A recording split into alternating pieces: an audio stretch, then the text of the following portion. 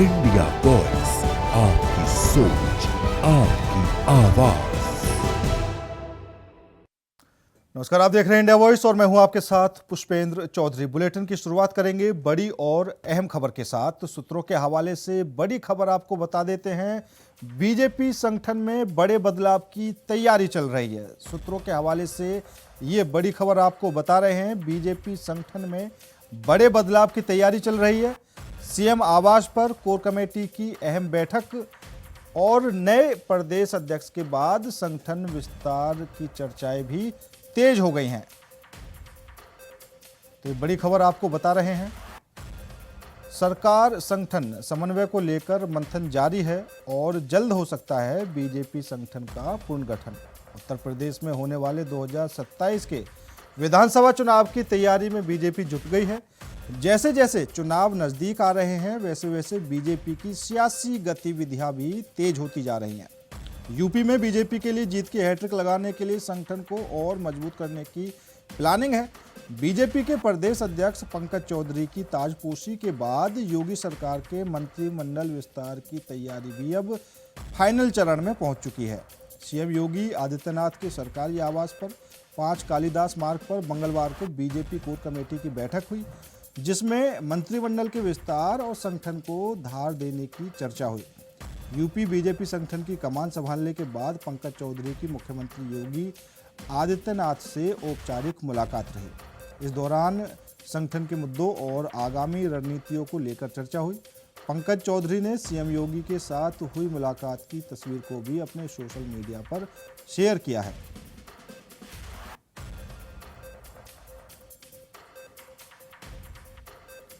तो मंगलवार को बीजेपी कोर कमेटी की बैठक हुई, जिसमें मंत्रिमंडल के विस्तार और संगठन को धार देने की चर्चा हुई। और इसी खबर पर ज्यादा जानकारी के लिए हमारे संवाददाता अनुराग तिवारी हमारे साथ जुड़ चुके हैं। अनुराग, बीजेपी कोर कमेटी की बैठक हुई, क्या कुछ चर्चा हुई है और संगठन में क्या कुछ बदलाव होने की आशंका जताई जा रही है? जी देखिए पुष्पेंद्र, एक बड़ी बैठक को यहाँ पर होल्ड किया है पंकज चौधरी ने, जो कि हाल फिलहाल में ही प्रदेश के अध्यक्ष बने हैं और उसके बाद देखिए लगातार संगठनात्मक बैठक करते आए हैं। ऐसी श्रृंखला में देखिए अभी एक और बैठक हुई। बैठक के बाद में अगर आप देखें तो मुख्यमंत्री योगी आदित्यनाथ से पंकज चौधरी की मुलाकात भी, वहां की तस्वीरें भी सामने आती हैं, 5 कालिदास मार्ग। और देखिए जो बदलाव की बात चल रही है वो कहीं ना कहीं अब देखते बन रहा है, क्योंकि लगातार बैठकें, मंत्रिमंडल का विस्तार, संगठनात्मक रूप में अब संगठन के अंदर क्या कुछ प्रमुख जिम्मेदारियां कौन किनको मिलेंगी, इसको लेकर के भी चर्चा। और देखिए इन सब विषयों के ऊपर एक बड़ी बैठक होल्ड करी गई है। संगठन कैसे मजबूत होगा, 27 की रणभेरी की स्ट्रेटेजी क्या रहेगी, उसके पहले पंचायती चुनाव में किस तरह से ग्रास रूट लेवल पे जो है वो काम किया जाएगा, और बूथ स्तर पे मजबूत करने के लिए देखिए बार बार जो है वो बीजेपी अपना जो लोगों से कह रही है, कार्यकर्ताओं से, वो मेन चीज ये कह रही है कि देखिए आप बूथ स्तर पे मजबूत होइए। उसका एक क्रॉस चेक ये है, क्योंकि समाजवादी पार्टी का जो पीडीए प्रहरी है, अखिलेश यादव पहले ही बोल चुके हैं कि हर बूथ स्तर पे पीडीए प्रहरी तैनात हो, वहां पर युद्ध स्तर पर काम हो। इसकी काट करने के लिए देखिए बीजेपी को भी बूथ स्तर पे उतरना रहेगा और वहां पर इसकी काट खोजनी पड़ेगी, वहां मजबूती लानी पड़ेगी। बीजेपी भी इस बात को पुष्पेंद्र बखूबी समझ रही है। ऐसे में बीजेपी बूथ स्तर पर अच्छा काम करना चाहती है, संगठन को मजबूत करना चाहती है। इसी के चलते जो संगठनात्मक बैठक है वो करी गई है। अनुराग, अगर 2027 चुनाव की बात करें तो 2027 चुनाव के लिहाज से ये बैठक कितनी महत्वपूर्ण मानी जा रही है? देखिए पुष्पेंद्र, अब सीधा जो टारगेट है पंकज चौधरी को, जो सबसे बड़ा टारगेट दिया गया है वो 27 के चुनाव का ही दिया गया है। देखिए अगर पूरा क्रम की अगर हम बात करें तो 14 दिसंबर को पंकज चौधरी नॉमिनेट होते हैं, उनका नाम घोषित होता है प्रदेश अध्यक्ष के तौर पे, और महज 6 दिन बाद वो लखनऊ पहुंच जाते हैं 20 तारीख को बैठक लेते हैं बीजेपी के मुख्यालय में। तो देखिए एक के बाद एक बैठकें जो है वो सीधा आगाज है कि 27 को लेकर के ही तैयारी है, और 20 दिसंबर से लेकर के अभी तक तकरीबन 4 से 5 बड़ी बैठकें हो चुकी हैं। इस बीच विधानसभा का जब शीतकालीन सत्र चल रहा था तो एक बड़ी और चीज हुई, जिसमें 42 विधायक पीएन पाठक के नेतृत्व में भोज में चले गए। वहां को लेकर के भी देखिए इन्होंने नोटिस दी, उसको लेकर भी राजनीति गर्मा रही है, ब्राह्मण फैक्टर भी प्रभाव कर रहा है। सपा की तरफ से बयानबाजी हुई तो देखिए मुद्दे भी बने, बैठकें भी हुई, लेकिन लक्ष्य सिर्फ एक पंकज चौधरी को सीधे सीधे कहीं ना कहीं आला कमान से निर्देश किया गया कि 27 जो है उसमें आपने बढ़िया काम करना है और बीजेपी की जो जीत है वापस से उत्तर प्रदेश के अंदर सुनिश्चित करनी है। इसको लेके कहीं ना कहीं पंकज चौधरी अब लग गए हैं और एक के बाद एक बैठक, इन सब चीजों का बिल्कुल साफ क्रिस्टल क्लियर तस्वीर है कि एक के बाद एक संगठन की बैठक इसी ओर ले जा रही है, इसी ओर तरफ इशारा कर रही है। ठीक अनुराग, आप हमारे साथ बने रहिए, अगली खबर पर भी आपका रुख करेंगे। बढ़ते अगली खबर की ओर। यूपी में एसआईआर से जुड़ी बड़ी खबर सामने आ रही है। ईसी ने एसआईआर की तारीख में बदलाव किया है। 6 जनवरी को अब एसआईआर ड्राफ्ट लिस्ट आएगी। 6 जनवरी से 27 फरवरी तक निस्तारण होंगे। भारत निर्वाचन आयोग ने उत्तर प्रदेश में एसआईआर कार्यक्रम की समय सीमा में महत्वपूर्ण संशोधन किया है। इसके मुताबिक 1 जनवरी 2026 के आधार पर तैयार की जा रही मतदाता सूची के लिए अब नई तारीख घोषित की गई है। चुनाव आयोग ने बताया कि तारीख में हुए इस बदलाव का उद्देश्य मतदाता सूची को अधिक सटीक, पारदर्शी और त्रुटिहीन बनाना है। निर्वाचन आयोग के अनुसार अब ड्राफ्ट वोटर लिस्ट 6 जनवरी को प्रकाशित की जाएगी। ड्राफ्ट लिस्ट जारी होने के बाद वोटर अपने नाम, पते और अन्य विवरणों की जांच कर सकेंगे। संशोधित कार्यक्रम के तहत दावे और आपत्तियां दर्ज कराने की अवधि 6 जनवरी से 6 फरवरी तक तय की गई है।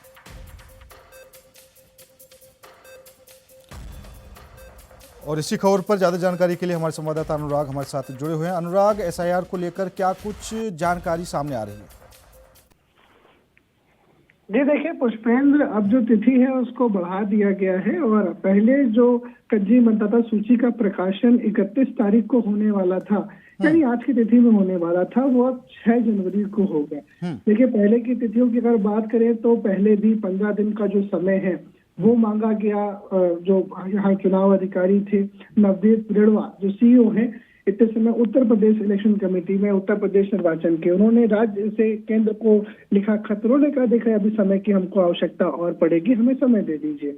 वापस से समय मिला, 26 तारीख तक का समय मिला। 31 तारीख को जो कच्ची मतदाता सूची है उसका प्रकाशन होना था, लेकिन देखिए एक बार फिर से समय को थोड़ा बढ़ा दिया गया। अब 6 जनवरी को वो तारीख रहेगी जब अब कच्ची जो मतदाता सूची है वो प्रकाशन में आएगी। तो देखिए कहीं ना कहीं गणना प्रपत्र, नोटिस और तमाम चीजें जो सरकारी कागज की प्रक्रिया है उसको लेकर के, क्योंकि आपत्ति भी दर्ज कराने की बात इसमें कही गई कि अगर किसी को आपत्ति है तो वो 31 तारीख तक दर्ज करा सकता है। तो देखिए अब उसकी भी समय सीमा बढ़ गई है। अगर किसी की आपत्ति है तो वो अब आगे चल के बढ़ा सकता है, अब क्योंकि आगे समय सीमा मिल गई है। ऐसे में देखिए फायदा भी है क्योंकि एसआईआर की प्रक्रिया एक बहुत बड़ी प्रक्रिया है। उत्तर प्रदेश 24 करोड़ जनसंख्या वाला राज्य है। तमाम जो वोटर्स हैं वो विस्थापित है। तकरीबन 1.84 लाख का वो डाटा है जो ट्रांसफर वोटर्स का डाटा है, मतलब एक जगह से दूसरी जगह शिफ्ट हो गए हैं। 46 से 48 लाख वो लोग वो हैं जिनकी मृत्यु हो चुकी है, उनका अभी तक कोई डाटा ही नहीं था, लेकिन अब देखिए वो भी एक डाटा बन गया है। बड़ा राज्य है, बड़े अधिक संख्या में जो भीड़ है वो यहाँ पर है, वोटर्स का एक बड़ा शेयर। इससे में एसआईआर की प्रक्रिया और जटिल हो जाती है जब कम समय सीमा रहती है। इसके चलते देखिए हर बार रिलीफ दिया गया। पहले समय बढ़ा करके 26 तारीख किया गया, 12 से 26, और अब 31 जो ड्राफ्टिंग की डेट थी, कच्ची सूची जब आनी थी उसकी डेट को भी अब बढ़ा दिया गया है, जो कि 6 जनवरी को आगे शिफ्ट कर दिया गया। इसके चलते देखिए जो निर्वाचन है उसको कहीं ना कहीं राहत मिली है और अब काम करने के लिए थोड़ा और समय भी मिल गया है। ठीक है अनुराग, ज्यादा जानकारी देने के लिए आपका बहुत बहुत धन्यवाद। बढ़ते अगली खबर की ओर। एसआईआर की तारीखों में संशोधन किया गया है और तारीखों में संशोधन को लेकर अखिलेश यादव ने तंज कसा है, कहीं भूल से मतदाताओं का आंकड़ा ना बढ़ जाए। अखिलेश यादव ने तंज कसते हुए कहा है कि कहीं भूल से मतदाताओं का आंकड़ा ना बढ़ जाए। एसआईआर बदलाव को लेकर सियासत भी गर्मा गई है। अब मतदाता सूची पर सवाल उठ रहे हैं। चुनावी प्रक्रिया पर अखिलेश का ये कटाक्ष देखने को मिला है, कहीं भूल से मतदाताओं का आंकड़ा ना बढ़ जाए। अखिलेश यादव ने तारीख को बढ़ने पर यहां पर तंज कसा है। तो चुनावी प्रक्रिया पर अखिलेश यादव का तंज, मतदाता सूची पर अखिलेश यादव ने सवाल उठाए हैं, कहीं भूल से मतदाताओं का आंकड़ा ना बढ़ जाए। तो एसआईआर बदलाव को लेकर सियासत पूरी तरह से गरमाई हुई है और अखिलेश यादव ने तंज कसा है।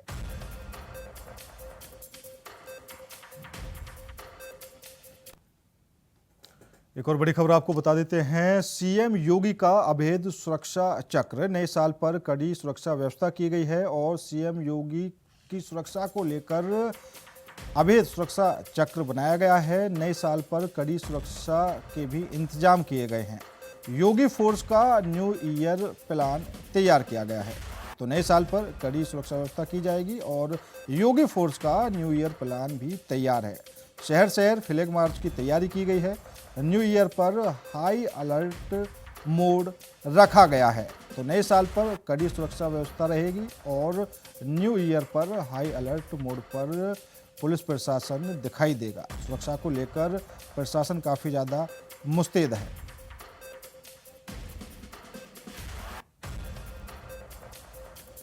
तो नए साल को लेकर योगी सरकार ने सुरक्षा के कड़े इंतजाम किए हैं और न्यू ईयर पर पुलिस प्रशासन हाई अलर्ट मोड पर रहेगा। योगी फोर्स का न्यू ईयर प्लान तैयार है। तो सुरक्षा को लेकर प्रशासन काफ़ी ज़्यादा मुस्तैद है। चप्पे चप्पे पर पुलिस के जवान तैनात रहेंगे। और इसी खबर पर ज़्यादा जानकारी के लिए मथुरा से हमारे संवाददाता मोहम्मद फारूक जुड़ चुके हैं। फारूक, क्या कुछ जानकारी नए साल को लेकर मिल पा रही है? क्या कुछ सुरक्षा के इंतजाम रहने वाले हैं? पुलिस प्रशासन कितना मुस्तैद नजर आ रहा है? और देखिए, नव वर्ष में श्रद्धालुओं का एकदम सैलाब उमड़ा हुआ है और भगवान बांके बिहारी जी के दर्शन, श्री कृष्ण जन्म स्थान के दर्शन लोग करना चाहते हैं। और जो श्रद्धालु हैं वो कहीं ना कहीं नव वर्ष को लेकर धर्म नगरी में अपने आराध्य के दर्शन करना चाहते हैं। देश के कोने कोने से लाखों श्रद्धालु आ रहे हैं। नए साल के पहले से ही श्रद्धालु मथुरा और वृंदावन पहुंच रहे हैं, क्योंकि नव वर्ष के मौके पर श्रद्धालु ठाकुर बांके बिहारी जी के दर्शन करने को ललायत हैं। उधर भक्तों का सुगम और सुविधाजनक दर्शन हेतु जिला प्रशासन ने कमर कसी हुई है। कई सेक्टरों में बांटा गया है। वृंदावन क्षेत्र सेक्टर मजिस्ट्रेट और पुलिस अधिकारियों की ड्यूटी लगाई गई है। मंगलवार को मंडलायुक्त शैलेंद्र कुमार सिंह और डीआईजी शैलेश कुमार पांडे ने लाखों श्रद्धालुओं की सुविधा को देखते हुए पुलिस और मंदिर प्रबंधन द्वारा तैयारियों का उन्होंने जायजा लिया है। क्या क्या तैयारियां की गई हैं। उधर लाखों श्रद्धालुओं की संख्या को देखते हुए खुद एसपी यातायात वाहनों की कतारों को संभालते हुए नजर आए हैं और तमाम पुलिसकर्मी लगे हुए हैं। सादा वर्दी में पुलिसकर्मी लगे हुए हैं, क्योंकि नव वर्ष का मौका है। लाखों श्रद्धालुओं की भीड़ है। अपने आराध्य के दर्शन करना चाहते हैं, ठाकुर बांके बिहारी जी के दर्शन करना चाहते हैं। तो इस मौके पर पुष्पेंद्र लोग जो है अभी भी लगातार आ रहे हैं। जी फारूक, क्योंकि नए साल पर लाखों श्रद्धालु वहां पर पहुंचेंगे और दर्शन भी करेंगे। दूसरा ये कि मंदिर प्रबंधन की तरफ से भी श्रद्धालुओं से क्या कुछ अपील की जा रही है, क्योंकि दर्शन के लिए भी मारामारी देखने को मिलेगी। क्या कुछ व्यवस्थाएं की गई हैं? जी देखिए, मंदिर पर जो प्रबंधन है उन्होंने साफ तौर पर कहा है और उनका साफ तौर पर कहना है कि भीड़ में एक दबाव ना बने, उसके लिए सुविधाजनक उन्होंने दर्शन करने के लिए अपील की है। उनका अपील साफ तौर पर है कि आप लोग आए और सुविधा पूर्वक और आराम से दर्शन करें और दर्शन करके अपने निकलते जाएं। गेटों की जो एंट्री है उनसे निकलते जाएं। जहाँ एंट्री है, जहाँ एग्जिट है, उस हिसाब से बांके बिहारी जी में दर्शन की व्यवस्था की गई है। दर्शन करिए और निकलते जाइए। तो ठाकुर बांके बिहारी जी के दर्शन की जो सुविधा है वो उसमें मंदिर प्रशासन और सुप्रीम कोर्ट द्वारा गठित high powered committee, management committee भी इसमें सहयोग कर रही है।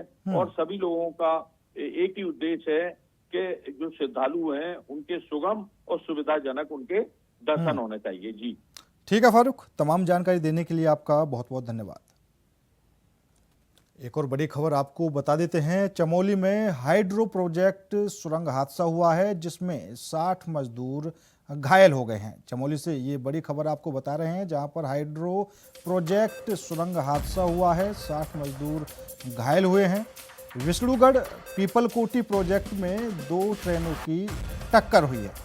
तो ये बड़ी खबर आपको बता रहे हैं, जहां पर 2 ट्रेनों की टक्कर हुई है। विष्णुगढ़ पीपलकोटी प्रोजेक्ट में 2 ट्रेनों की टक्कर हुई है।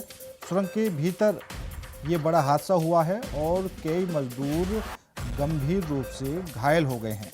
शिफ्ट बदलते समय लोको ट्रेनों की ये भिड़ंत हुई और फिर अफरा तफरी का माहौल भी बना हुआ है। हाइड्रो पावर प्रोजेक्ट में दुर्घटना, मजदूरों में फिलहाल दहशत का माहौल है। सुरंग हादसे में दर्जनों श्रमिक भी घायल हुए हैं।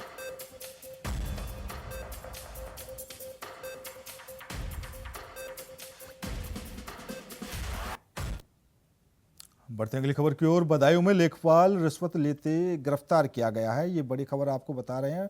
बदायूं में लेखपाल रिश्वत लेते गिरफ्तार किया गया है।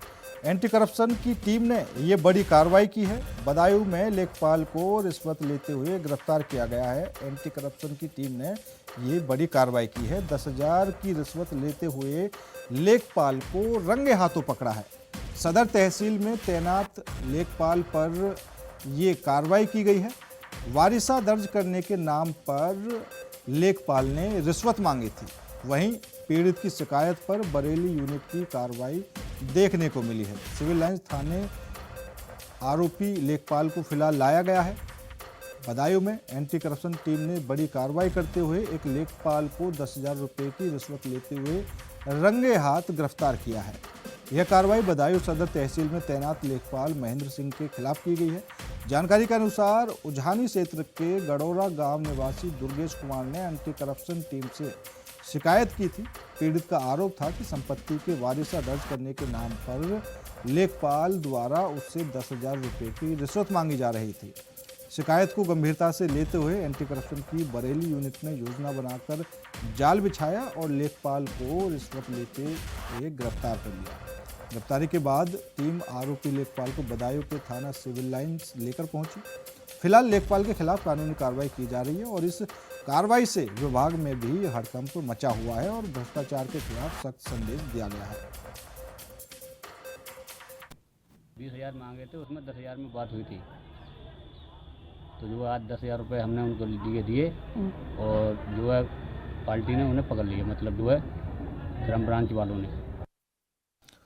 तो बदायूं में लेखपाल के खिलाफ एंटी करप्शन की टीम ने कार्रवाई की है। 10,000 रुपये की रिश्वत लेते हुए लेखपाल को रंगे हाथों गिरफ्तार किया गया है। वारिसा दर्ज करने के नाम पर लेखपाल ने रिश्वत मांगी थी। वहीं पीड़ित की शिकायत पर एंटी करप्शन की टीम ने जाल बिछाया और लेखपाल को रंगे हाथों रिश्वत लेते हुए गिरफ्तार किया गया है। तो यहाँ पर एंटी करप्शन टीम की बड़ी कार्रवाई देखने को मिली है, जहाँ पर रिश्वत लेते हुए लेखपाल को गिरफ्तार किया गया है। पीड़ित की शिकायत पर एंटी करप्शन की टीम ने जाल बिछाया और लेखपाल को रंगे हाथों गिरफ्तार कर लिया।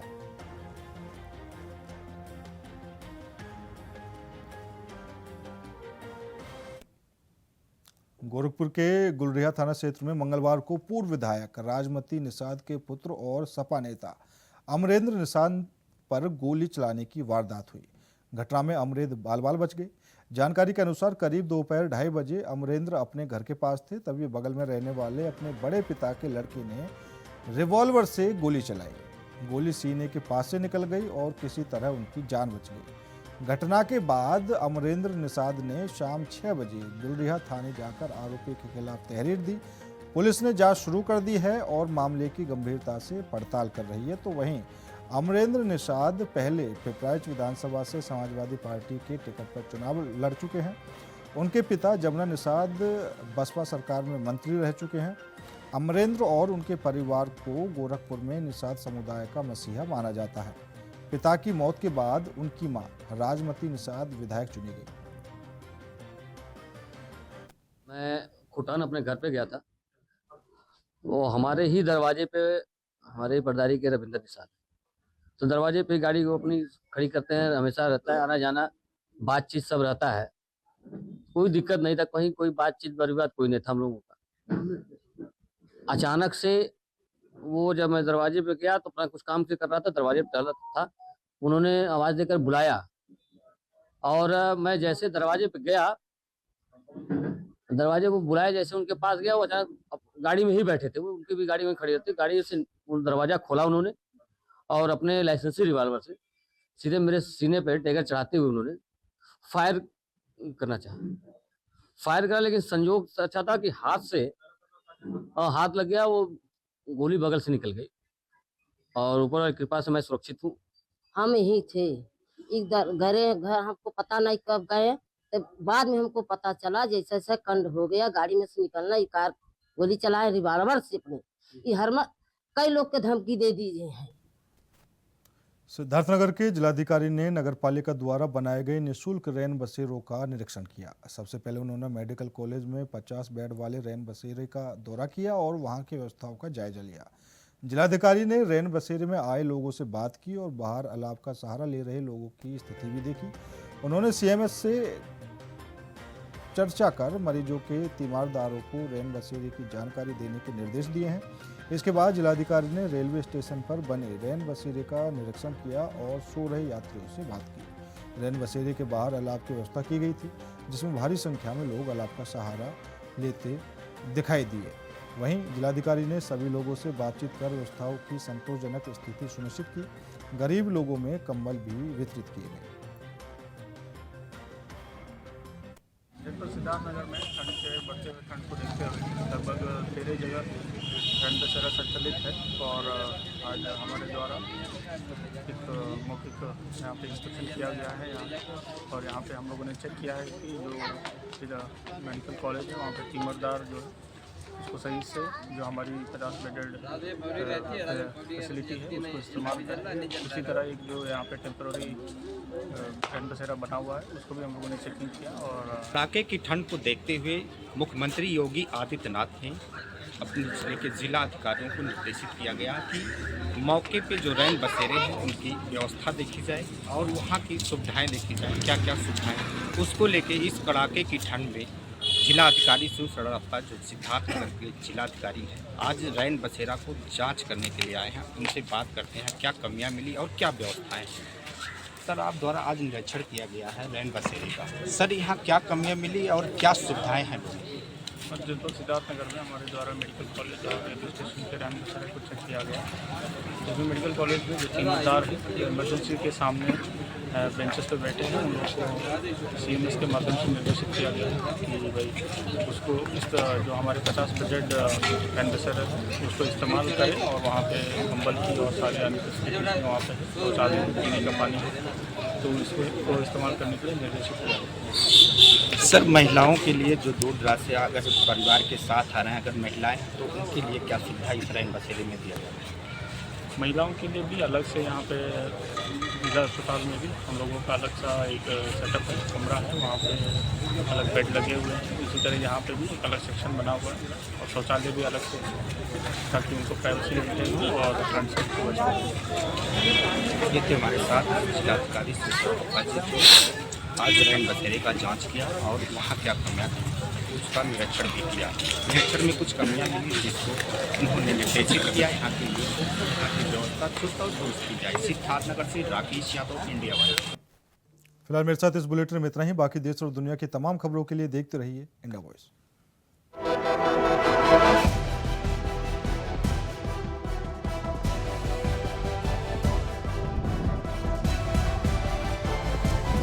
इंडिया वॉइस, आपकी सोच, आपकी आवाज।